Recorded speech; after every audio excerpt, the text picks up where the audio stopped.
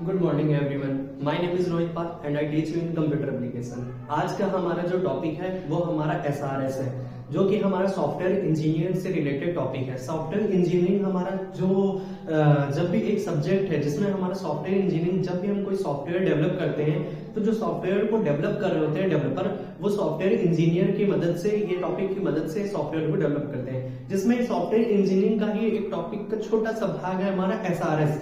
SRS का पूरा नाम होता है सॉफ्टवेयर रिक्वायरमेंट स्पेसिफिकेशन। किसी भी सॉफ्टवेयर को डेवलप करने के लिए हम इसका यूज करते हैं। जैसा कि मैंने बताया है, मेरा यूट्यूब चैनल का नाम है as a computer and revision. आज का हमारा टॉपिक है एसआरएस, मतलब कि सॉफ्टवेयर रिक्वायरमेंट स्पेसिफिकेशन। मैं उसी को एक्सप्लेन कर रहा हूँ। एसआरएस जो हमारा होता है, किसी भी सॉफ्टवेयर को डेवलप करने के लिए हम एसआरएस का यूज करते हैं। सॉफ्टवेयर की जितनी भी रिक्वायरमेंट है उसको स्पेसिफिकेशन, मतलब उसको स्पेसिफाई करते हैं। ओके, यूजर्स है, कोई एम्प्लॉय है, कोई कस्टमर है, कोई क्लाइंट है ना। ये जो हमारा होता है, कोई कंज्यूमर आया, उसने क्या करा, अपनी रिक्वायरमेंट बताई कि भैया मुझे जो सॉफ्टवेयर डेवलप कराना है वो ऐसा होना चाहिए, या कोई वेबसाइट डेवलप करानी है वो इस तरीके की होनी चाहिए। तो ये जो वेबसाइट डेवलप करानी है, सॉफ्टवेयर डेवलप कराना है, इसके लिए हम लोग एसआरएस का यूज करते हैं, जिसका पूरा नाम है सॉफ्टवेयर रिक्वायरमेंट स्पेसिफिकेशन, जिसको शॉर्ट फॉर्म में हम एसआरएस भी बोलते हैं। बहुत इंपॉर्टेंट टॉपिक है, जनरली पेपर में एग्जाम में पूछा जाता है। उसको मैंने बुक में कुछ पॉइंट्स व्यू होते हैं, मतलब बहुत ज्यादा लेंथी पे लिखा होता है, लेकिन उसका जो कुछ पॉइंट्स होते हैं, मेन पॉइंट्स, उनको मैंने यहाँ पे नोट डाउन करा है। आप इसको नोट डाउन भी कर सकते हैं, मैं हट जा रहा हूँ, आप इसको अपनी फेयर कॉपी पे नोट डाउन कर सकते हैं, देन इसको पढ़ सकते हैं और इसका यूज कर सकते हैं। जैसे कि मैं आपको एक्सप्लेन कर दे रहा हूँ, इंपॉर्टेंट, ये इंपॉर्टेंट टॉपिक है, आज का टुडे का टॉपिक है। एसआरएस का फुल फॉर्म क्या होता है? Software requirement specification. सॉफ्टवेयर को हम इस तरीके डिनोट भी कर सकते हैं, यहीं पे हार्डवेयर होता है तो हम इस तरीके डिनोट करते हैं। ठीक है, सॉफ्टवेयर डिनोट करना है तो हमने इस तरीके डिनोट कर दिया। सॉफ्टवेयर की रिक्वायरमेंट जो जिस हिसाब से रिक्वायरमेंट है उस हिसाब से इसका क्या स्पेसिफाई, हम लोग इसको समझाएंगे, एक्सप्लेन करेंगे। किसी भी, ये हमारा फर्स्ट पॉइंट है। ओके, सेकंड पॉइंट हमारा आता है, ये किसी सिस्टम को डॉक्यूमेंट, कोई सिस्टम है उसका कोई डॉक्यूमेंट्स है, या सॉफ्टवेयर एप्लीकेशन की जरूरतों का एक पूरा विवरण होता है। कहने का मतलब है, कोई सॉफ्टवेयर हम डेवलप कर रहे हैं, सपोज हमने कोई सॉफ्टवेयर डेवलप करा या सॉफ्टवेयर एप्लीकेशन को डेवलप करा। कोई भी सॉफ्टवेयर एप्लीकेशन डेवलप करोगे, क्यों डेवलप करोगे भाई? सॉफ्टवेयर एप्लीकेशन बहुत सारे होते हैं, MS word, power paint and excel. क्यों डिजाइन करेंगे? उनका कुछ स्पेसिफिक यूज है क्या? वर्ड का यूज हम एक्सेल में कर सकते हैं, या एक्सेल का यूज पीपीटी में कर सकते हैं? नहीं। बहुत वैसे करने को तो कर सकते हैं, हमने टेबल बनानी है, टेबल हमारी वर्ड में भी बन जाएगी और एक्सेल में भी बन जाएगी। एक्सेल पूरा हमारा वर्ड में भी खुल सकती है टेबल टाइप्स की, लेकिन ऐसे बहुत सारे वर्क होते हैं जो हमारा वर्ड पे होगा तो वर्ड पे ही हो पाएगा, और एक्सेल पे होगा तो वो हमारा एक्सेल पे होगा। ठीक है, जैसा कि मैंने बताया था, एक्सेल में हमारी 10,48,576 रो कॉलम्स वगैरह होती हैं, है ना।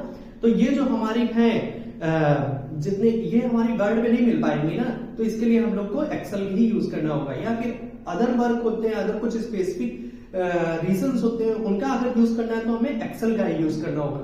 या अगर आप पावर पॉइंट मतलब पीपीटी का यूज कर रहे हैं तो आप वर्ड में उस चीज की वो चीजें नहीं यूज कर सकते, या पीपीटी में कुछ डिजाइन कर रहे हैं तो वर्ड में वो डिजाइन नहीं कर सकते। तो सबका एक स्पेसिफिक रीजन होता है, हर काम अपने यूनिक बना होता है। जैसे 5 उंगलियां हैं, सबका एक यूनिक स्पेसिफिक वर्क होता है। कोई किसी उंगली का कुछ यूज है, किसी उंगली का कुछ यूज है। फिंगर है, सब फिंगर अलग अलग टाइप्स की होती है, अलग उनके साइज होते हैं, उनका यूज भी अलग होता है। ठीक है, सपोज वही यहां बताया गया, किसी भी सिस्टम डॉक्यूमेंट या सॉफ्टवेयर एप्लीकेशन की जरूरतों का पूरा एक विवरण होता है। किसी भी सिस्टम सॉफ्टवेयर है, कोई सिस्टम सॉफ्टवेयर उसको बना रहे हो या सॉफ्टवेयर एप्लीकेशन बना रहे हो, उसका पूर्ण जो डॉक्यूमेंट, जो एक विवरण होता है, वो हमारा एसआरएस में होता है। एसआरएस एक ऐसा डॉक्यूमेंट होता है जो डिस्क्राइब करता है कि सॉफ्टवेयर के फीचर्स क्या होंगे। एसआरएस मतलब सॉफ्टवेयर रिक्वायरमेंट स्पेसिफिकेशन का यूज होता है, वो एक ऐसा डिस्क्राइब करता है कि हमारा सॉफ्टवेयर जो डेवलप करे उसके क्या फीचर्स होंगे, क्या बेनिफिट्स होगी। जैसा कि मैंने बताया था, पहले हम यूजर की रिक्वायरमेंट्स लेंगे ना, यूजर किस रिक्वायरमेंट, उसकी रिक्वायरमेंट क्या है, वो किस काम के लिए सॉफ्टवेयर डेवलप करा रहा है। डेवलपर और यूजर के बीच में ये जो एक एग्रीमेंट होता है, ये हमारा एसआरएस ही कराता है। एसआरएस क्लाइंट हो गया, डेवलपर हो गया, इन दोनों के बीच में डेवलपर पूछेगा हम सॉफ्टवेयर तो बना देंगे, लेकिन उसका इस रिक्वायरमेंट क्या है, तुम किस लिए सॉफ्टवेयर बनाना चाहते हो। तो यूजर कहेगा कि मैं ये काम के लिए सॉफ्टवेयर बनवाना चाहता हूँ। अब डेवलपर कहेगा इतनी कॉस्ट लगेगी, तब सॉफ्टवेयर जो क्लाइंट जो होगा वो कहेगा, वो एग्री होगा, तो वो एग्रीमेंट साइन होगा, देन वो एसआरएस के द्वारा सॉफ्टवेयर को जनरेट करने की कोशिश करेंगे। और एग्रीमेंट में टाइम भी होता है कि नहीं भैया हम 10 दिन में बना देंगे, 20 दिन में, 1 महीने में, तो उसका कुछ लिमिटेड टाइम भी होता है, वो भी फिक्स कराता है। एसआरएस एक ऐसा डॉक्यूमेंट है जो कि डिस्क्राइब करता है, एसआरएस सॉफ्टवेयर रिक्वायरमेंट स्पेसिफिकेशन एक ऐसा डॉक्यूमेंट्स है, लाइन ध्यान दीजिएगा, एक ऐसा डॉक्यूमेंट है जो कि डिस्क्राइब कर रहा है, एक्सप्लेन करता है कि सॉफ्टवेयर के फीचर्स क्या होंगे। यहां से आप एसआरएस से ही ये डिनोट कर सकते हो क्या फीचर्स होंगे। एसआरएस का प्रॉफिट ये है, एसआरएस यूज करने का एक प्रॉफिट ये, सॉफ्टवेयर डेवलप करने में टाइम कम लेता है। एक और लाइन मैंने यहां लिखी होगी कोस्ट गेन, ये भी आप नोट डाउन कर लीजिएगा।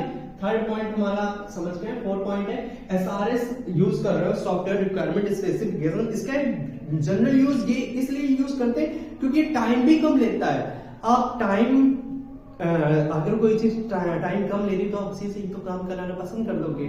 आजकल लोगों के पास वैसे भी क्या नहीं होता है, टाइम की शॉर्टेज होती है ना, तो जितना जल्दी आप यूज करोगे सॉफ्टवेयर रिक्वायरमेंट स्पेसिफिकेशन, मतलब किसी सॉफ्टवेयर की डेवलप करने के लिए उसका जो रिक्वायरमेंट स्पेसिफिकेशन, कुछ उसकी स्पेसिफाइड स्पेशल जो रिक्वायरमेंट है वो यूजर से डेवलपर ने जान ली तो डेवलपर को आसानी होगा डेवलप करने में, सॉफ्टवेयर डेवलप करने में। इसलिए एसआरएस एक एग्रीमेंट के तौर पे यूज कराता है। ठीक है, एसआरएस का प्रॉफिट ये टाइम कम लेता है। इसके साथ एक यहाँ पॉइंट लगा है, एसआरएस में फीचर्स के साथ साथ, फीचर्स मतलब फीचर्स तो होंगे, इसके साथ साथ टाइम कॉस्ट भी बताता है, आपको कितना टाइम लगेगा, इसकी क्या कॉस्ट होगी, ताकि ये जो यूजर्स है, क्लाइंट है, बाद में ये नहीं कहे कि भैया 50,000 में अगर कोई सॉफ्टवेयर डेवलप हो रहा है तो हम 50,000 में हम नहीं दे पाएंगे, भैया हमने 20,000 में बात की। तो जो टाइम, ये जो कॉस्ट की जो है ना, ये क्या कॉस्ट लग रही है, तो एक फिक्स हो जाता है, एग्रीमेंट साइन हो जाता है दोनों के बीच में, किसके, क्लाइंट एंड डेवलपर के बीच में। तो ये जो एग्रीमेंट साइन होता है उसमें क्या है, फीचर्स क्या होंगे,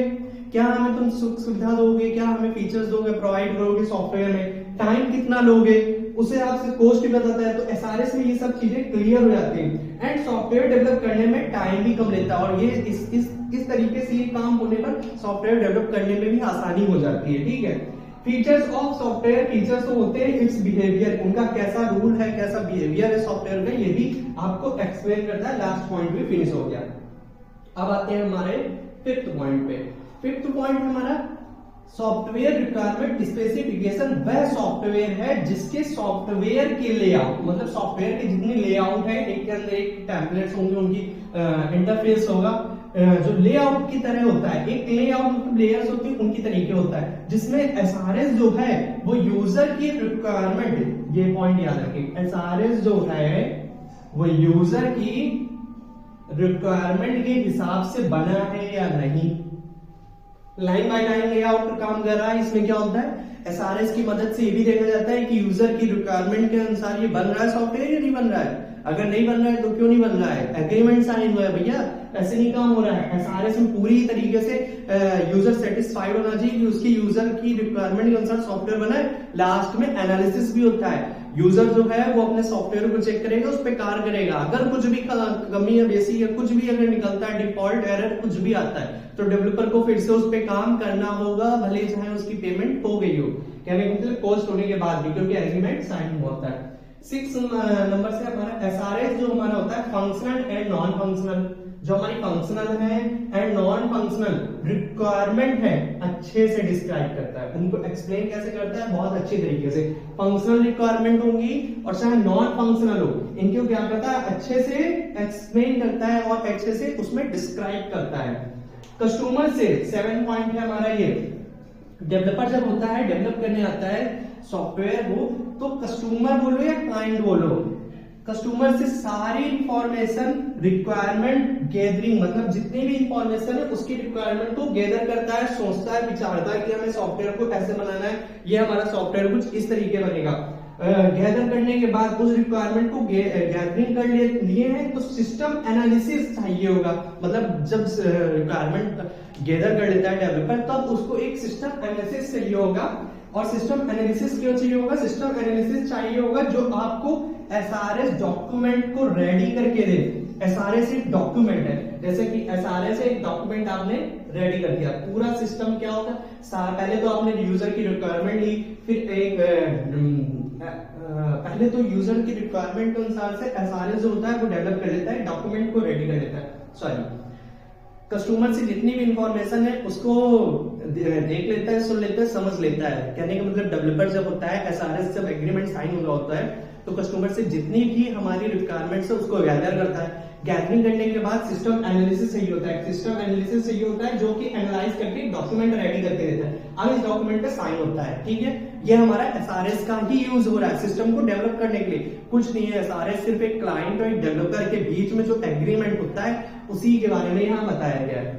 एसआरएस कुछ नहीं, सॉफ्टवेयर रिक्वायरमेंट स्पेसिफिकेशन, जिस हिसाब से सॉफ्टवेयर चाहिए उसकी क्या रिक्वायरमेंट है, क्या स्पेसिफिकेशन है, उसको पूरे दो लोगों के बीच में एक एग्रीमेंट का साइन करने के तौर पे देखा जाता है, जिसमें सिस्टम एनालिसिस का भी काम होता है। क्लाइंट एंड डेवलपर के बीच में पूरा प्रॉपर काम होता है। चूंकि ये टॉपिक है हमारा सॉफ्टवेयर इंजीनियर से, तो सॉफ्टवेयर इंजीनियर में सॉफ्टवेयर को कैसे डेवलप करते उसका प्रोसेस बताया गया है। सिस्टम एनालिसिस ही होता है, 8 नंबर पॉइंट है, जो एसआरएस डॉक्यूमेंट को लिखता है, मतलब कि जैसा होता है रेडी करके दिया, तो सिस्टम एनालिसिस ही एक ऐसी मात्र चीज होती है जो कि हमारे एसआरएस डॉक्यूमेंट को तैयार करके देती है। लास्ट 9 पॉइंट जिसको मैं बार बार रिपीट कर रहा हूं, ध्यान दिया होगा, क्लाइंट एंड डेवलपर्स के बीच में एग्रीमेंट का, ये बहुत इंपॉर्टेंट टॉपिक है, का काम करता है, जिसमें होता क्या है, एसआरएस डॉक्यूमेंट जो कि बिजनेस एनालिसिस के द्वारा बनाया जाता है। बिजनेस, अगर हम कोई सॉफ्टवेयर डेवलप कर रहे हैं तो वो हमारा जो आगे चल के जो यूजर्स है, क्लाइंट वो बिजनेस करेगा तो उसमें कितना फायदा होगा, उसको प्रॉफिट होगा भी।